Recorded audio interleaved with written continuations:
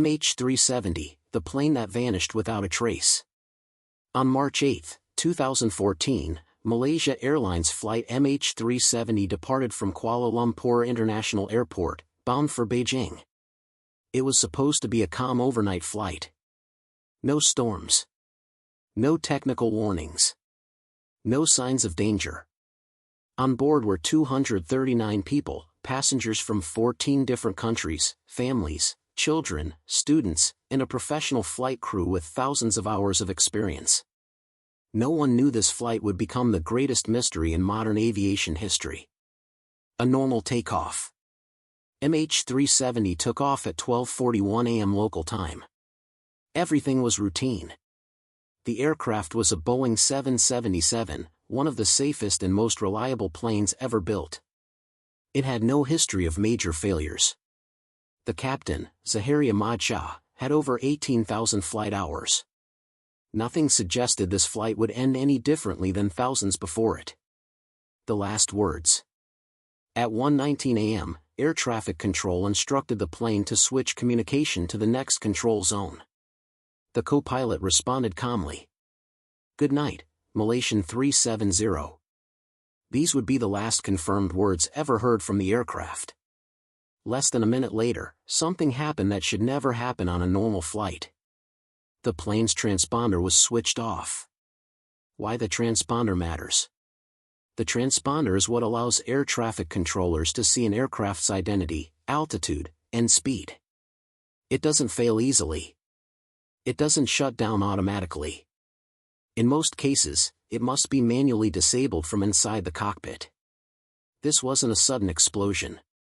This wasn't lightning. This was a deliberate action. At that moment, MH370 became invisible to civilian radar. The turn no one expected. For several minutes, no one realized anything was wrong. But military radar later revealed something disturbing. Instead of continuing northeast toward China, MH370 made a sharp left turn, crossing back over Malaysia. It flew directly across the Malay Peninsula. This meant the aircraft passed multiple military radar stations, fully visible, without being intercepted. Why? No one knows. Then, over the Andaman Sea, the plane turned south. Toward nothing. A ghost flight. For the next 7 hours, MH370 flew in complete silence. No radio contact. No emergency signals. No lights reported by ships or aircraft. But it wasn't gone. A British satellite company called Inmarsat later discovered something crucial. Every hour, the plane sent a brief automated signal, a handshake, to a satellite. These signals proved the aircraft was still flying. Still powered. Still controlled. Just silent. The final handshake. At around 8:19 a.m., the last satellite signal was received. After that, nothing.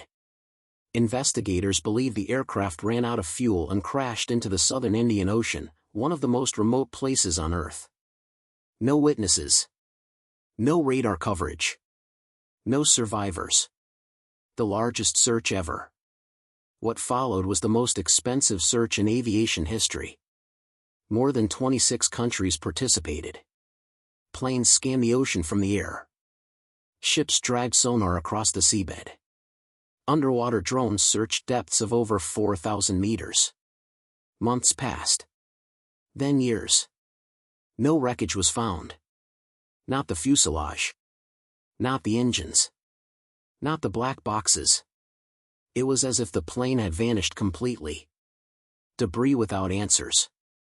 In 2015, pieces of debris began washing up on shores thousands of kilometers away, in Réunion Island, Mozambique, Tanzania.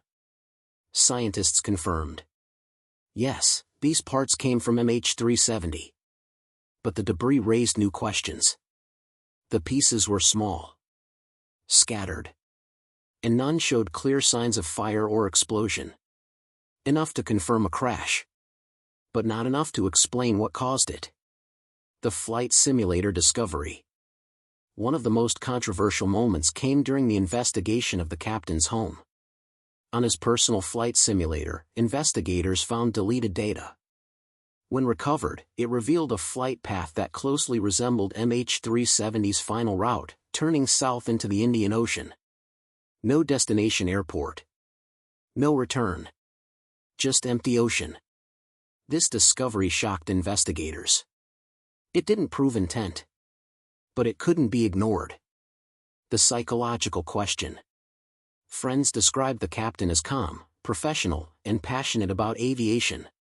No suicide note. No clear motive. No history of mental illness. But aviation history shows something uncomfortable. Sometimes, the cockpit itself becomes the threat. Germanwings. Silk Air. LAM Mozambique. MH370 forced investigators to consider the unthinkable without ever proving it. Why no emergency call? One of the biggest mysteries remains, why was there no distress call? Even in fires. Even during hijackings. Even with electrical failures. Pilots usually say something. MH370 said nothing. This suggests one of three possibilities. The crew was incapacitated very quickly. Communication systems were intentionally disabled. Or someone didn't want to be found. None of these answers are comforting. Alternative theories. Over the years, theories exploded across the internet. A sudden decompression event. A lithium battery fire. A hijacking gone wrong.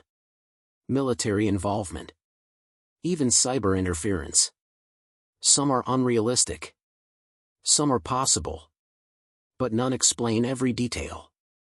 That's what makes MH370 different. A modern failure. In an age of satellites, GPS, and constant surveillance, MH370 exposed a terrifying truth. A large commercial aircraft can still disappear. No live tracking. No automatic black box transmission.